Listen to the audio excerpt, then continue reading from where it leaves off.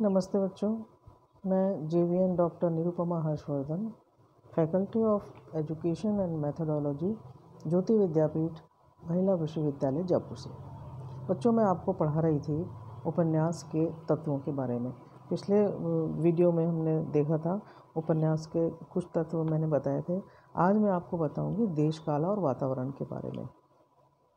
बच्चों, वातावरण का अर्थ है उन सभी परिस्थितियों का चित्रण करना जिनमें उपन्यास की घटनाएं घटित हो रही हैं और जिनमें उपन्यास के पात्र सांस ले रहे हैं।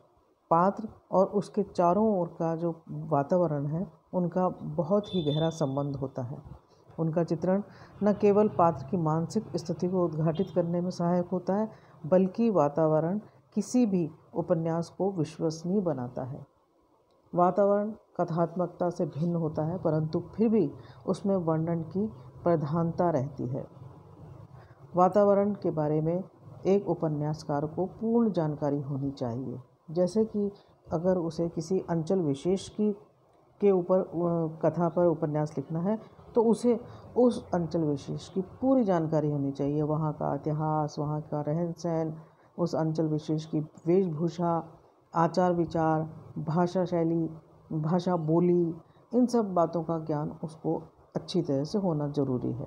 क्योंकि यदि उसका ज्ञान नहीं होगा तो फिर वो उसमें उपन्यास में विश्वसनीयता नहीं आ पाएगी। इसी प्रकार से यदि कोई उपन्यासकार कोई ऐतिहासिक उपन्यास लिख रहा है, ऐतिहासिक घटना के ऊपर उपन्यास लिख रहा है, तो उस समय के इतिहास की, उस समय के काल की सारी जानकारी इतिहासकार को बहुत अच्छी तरह से सूक्ष्म, उसका गहन अध्ययन होना बहुत आवश्यक है, उसकी जानकारी होना बहुत आवश्यक है। तो वातावरण का, इसमें देश काल और वातावरण जो इसका तत्व है उपन्यास का, ये भी अपने आप में बहुत महत्वपूर्ण है।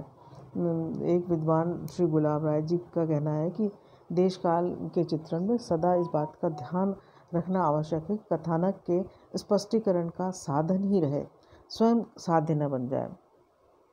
जहाँ देश काल का वर्णन अनुपात से बढ़ जाता है, वहाँ उससे भी जी उबने लगता है। लोग जल्दी जल्दी पन्ने उलटकर कथा सूत्र को ढूंढने लग जाते हैं और देश काल का वर्णन कथानक को स्पष्टता देने के लिए होना चाहिए, न कि उसकी गति में बाधा डालने के लिए। तो बच्चों, ये सेशन ज्योति विद्यापीठ के डिजिटल वर्जन 2.0 से हो रहा था। मुझे उम्मीद है कि आप लोगों को ये देश काल वातावरण समझ में आया होगा। और फिर भी यदि आपकी कोई जिज्ञासा है, कोई प्रश्न है, तो आप मुझे कमेंट बॉक्स में कमेंट कर सकते हैं, मैं आपका उत्तर दूंगी। आज इतना ही, शेष फिर अगले वीडियो में मैं बताऊंगी। नमस्कार।